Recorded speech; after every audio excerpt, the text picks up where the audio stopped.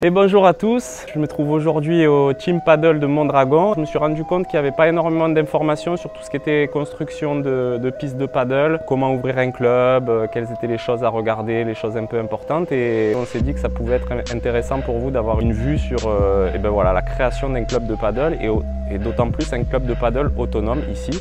Comment t'en es arrivé à créer des terrains de paddle? Pourquoi cette idée? Je suis tombé dans le paddle avec des amis. On a fait un paddle, on a de suite accroché, on a trouvé ça très ludique avec une progression importante dès les premiers matchs. On a trouvé un club qui était à plus de 40 minutes d'ici. Dans la semaine 3 voire 4 fois on y est allé. Sauf que la route, on s'est dit pourquoi pas essayer de faire quelque chose plus près. Donc on a vu qu'il y avait quelques clubs autour mais un peu fermés avec du mal à pouvoir y accéder quand on veut. Je me suis dit pourquoi pas créer mon club et donc le rendre accessible à tous. Par contre, la contrainte que j'avais, c'est que j'ai une activité et je voulais pas mettre un frein à ce projet-là. Donc je suis parti, donc du coup, je me suis dit pourquoi pas faire une autonomie. On discute un soir avec des amis, on se dit pourquoi pas demain on joue à 8 h, on va sur l'appli, il y a la dispo, on réserve et on joue.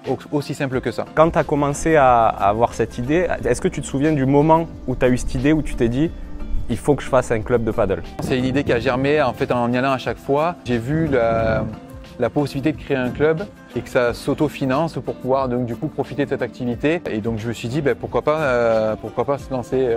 Ça m'intéresse, tu as parlé d'autofinancement. Justement, quand tu as créé ton business plan pour voir si c'était viable, quelles ont été les choses principales que tu as regardées? On sait que un des problèmes majeurs pour chaque personne qui veut créer un club de paddle, c'est tout d'abord trouver le terrain.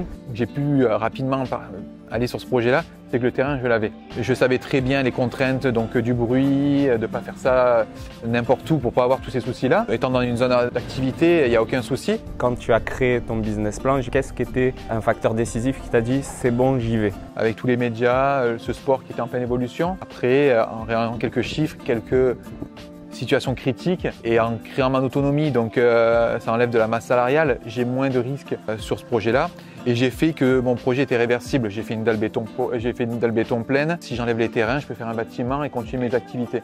Donc j'avais cette possibilité-là, de pas tout perdre, se penser à demain si ça ne fonctionne pas. Dans la création du projet, est-ce qu'il y a eu des difficultés en amont, par exemple des histoires de permis de construire? Est-ce que c'était compliqué de trouver les corps de métier pour faire ça? Est-ce que tu as rencontré des difficultés, des choses que les gens pourraient être amenés à rencontrer ou sur quoi il faut qu'ils mettent l'attention quand ils vont eux partir dans un projet de développement de club de paddle?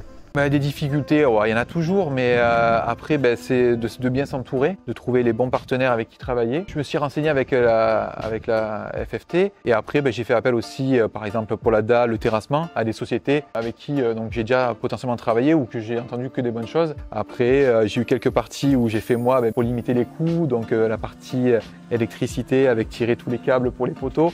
On s'est bien amusé, mais on a réussi. Quand tu as démarré l'activité, est-ce que c'était simple? Tu as réussi à communiquer dessus? Est-ce que les gens sont venus tout de suite ou est-ce que ça a mis un peu de temps à se lancer? Je t'ai préparé une fiche récapitulative avec toutes les informations de l'entretien. Donc pas besoin de prendre des notes, tu pourras la télécharger directement dans la description. Ça met toujours un petit peu de temps, mais avec de l'envie, un peu de communication, ma femme qui m'aide sur ce côté-là. On a réussi à bien communiquer, faire un peu de fly, un peu parler autour. On a aussi la municipalité qui a su en parler et pas mettre de frein au projet, quoi. Ça, c'est déjà très important. Du moment où tu as déposé les permis ou au moment où tu as commencé tes travaux, est-ce que ça a été long? Est-ce que tu as eu beaucoup de recours ou est-ce que ça a été assez simple? Alors, vu que pour le moment, les terrains sont non fermés, il n'y a pas besoin de permis de construire, donc du coup ce qui fait gagner énormément de temps. Si on peut parler un peu de chiffres maintenant, tu parlais tout à l'heure que tu étais parti sur une dalle béton classique versus une dalle en béton poreux qui est plus chère, mais pour de l'extérieur en général c'est ce qui est préconisé. Après les chiffres changent beaucoup en fonction de la localisation, je veux dire des terrains, de la qualité, des contraintes géographiques qu'on peut avoir où c'est très venteux ou au bord de la mer où les vitres vont être plus épaisses si on veut du panoramique, donc c'est très variable avec qui on s'approche pour les terrassements, si on compte le terrain en fonction du prix du terrain, mais en ayant déjà le terrain, moi ça a été plus facile de ce côté-là et il faut compter pour un projet quelque chose de carré, ça a été un projet à 150 000 €. D'accord, donc là vous avez fait un terrassement ici ou il n'y a pas eu? Si, il y a eu terrassement, c'était un terrain agricole. D'accord. Le terrassement assez simple ou vraiment été compliqué? Ça reste pour ceux du métier, ça reste simple. On enlève de la terre, on met des cailloux, je textile. Non, c'était pas une forêt. Ouais, ok. Donc terrassement, Dalles, pour 2 terrains, on est à peu près sur quoi, 500 mètres carrés de dalles, c'est ça? C'est ça. Moi, j'ai voulu faire les bords aux normes, donc on est à 540 mètres carrés. 140 mètres carrés et 2 terrains, toute l'installation, ok. Ouais, bon, ça fait quand même une belle enveloppe, mais il n'y a pas l'extérieur, il n'y a pas la couverture qui a un coût assez conséquent. Qui est autant onéreuse, ça double projet. Pourquoi pas avoir fait de couverture? Parce que déjà, voir un peu comment ça prenait, aussi question financière aussi, et aussi bon, sur le principe, je suis parti sur le principe qu'on est dans le sud, il fait beau, il faut profiter de ça, et on a plein de terrains de tennis, ils ne sont pas tous couverts. Je me suis dit pourquoi les terrains de paddle devraient être tous couverts? Donc je suis parti sur ce principe-là. Après c'est sûr qu'un terrain couvert apporte aussi des qualités de jeu différentes et qui sont appréciables aussi. On va parler un peu de rentabilité après, mais d'abord je voudrais aborder avec toi le côté de la gestion au quotidien, que ce soit le service client. Alors toi c'est un cas vraiment particulier parce que là on est sur des terrains autonomes et j'aimerais un peu que tu nous expliques le parcours client, comment ça se passe. Tu l'as dit brièvement tout à l'heure, mais plus concrètement, voilà, moi j'ai envie de venir jouer demain soir, comment je dois faire et quelle est l'automatisation qui se passe derrière pour toi? Alors c'est simple, si vous voulez réserver donc demain, il suffit donc soit télécharger l'application de Team Paddle, soit d'aller sur le site. Vous allez pouvoir choisir les créneaux qui sont disponibles, réserver, régler, et ça va vous communiquer par mail en fait tout simplement un code d'accès qui permettra d'ouvrir la porte.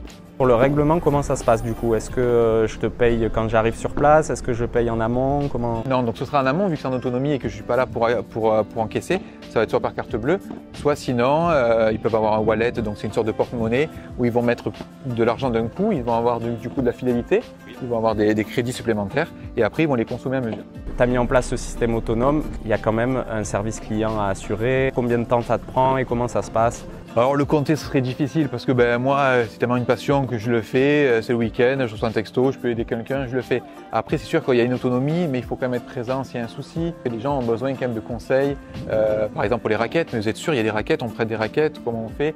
Donc toutes ces questions-là, on essaie d'y travailler pour nous communiquer au plus, pour que les gens se rassurent. Comment tu mets ça en place concrètement? Elles sont en libre accès? Est-ce qu'il y a un code pour prendre les raquettes? Donc on n'a pas voulu faire le choix du code, on a voulu faire le choix du premier code pour rentrer et après il y a une caisse, on trouve les raquettes, donc on se sert. Avec tout ça, est-ce que tu arrives à organiser des tournois? Oui, alors j'arrive à organiser des tournois et je veux organiser des tournois.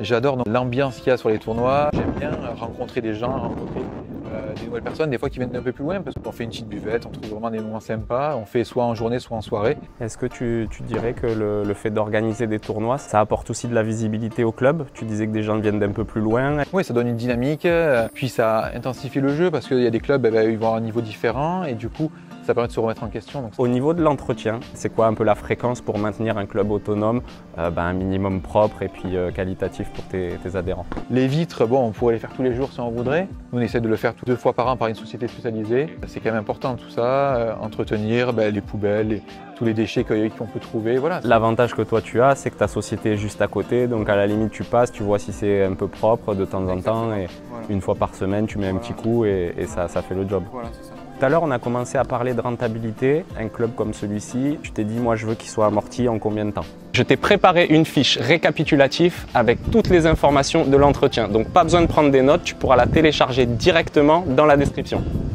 Moi, je vais toujours partir sur des situations critiques, des jours où on ne peut pas jouer parce qu'il pleut, il vente. Qu'est-ce que tu avais prévu sur l'année? Moi, je suis parti sur 30 semaines d'utilisation et pas 52 semaines. Sur ces 30 semaines, je prévois 2 jours par semaine où des fois, il y aura un aléa. Donc 5 jours de location sur 30 semaines. Je suis parti sur 4 heures par terrain. En étant plus critique, ça allonge la durée. Il faut penser qu'un terrain de niveau sol, le gazon, c'est un renouvellement à peu près tous les 5 ans. Après, tout ce qui est dalle, terrassement, on peut viser plus loin. Donc, je suis plutôt parti sur 10 ans et dans mes projections, ça fonctionne. Et donc la dalle et les terrains de paddle, eux, ils étaient sur le gros œuvre et sont sur 10 ans. Oui. Ok. Toi, tu loues à l'heure et pas à l'heure et demie. Tu as combien de créneaux du coup par jour? Ça commence à 8 h et ça finit à 8 h, ça finit à minuit. Donc tu as 16 créneaux et l'idée c'était d'avoir donc 25% de remplissage sur 5 jours par semaine sur 30 semaines. Si demain tu rencontrais un gars qui voulait monter son terrain de paddle, tu lui dirais fais gaffe à ça et ça. Est-ce qu'il y a une ou deux choses qui te paraissent vraiment essentiel, primordial dans la réalisation d'un projet comme celui que tu as fait? Bon, ben, la première chose, il ne faut pas croire que ça se fera 100% tout seul.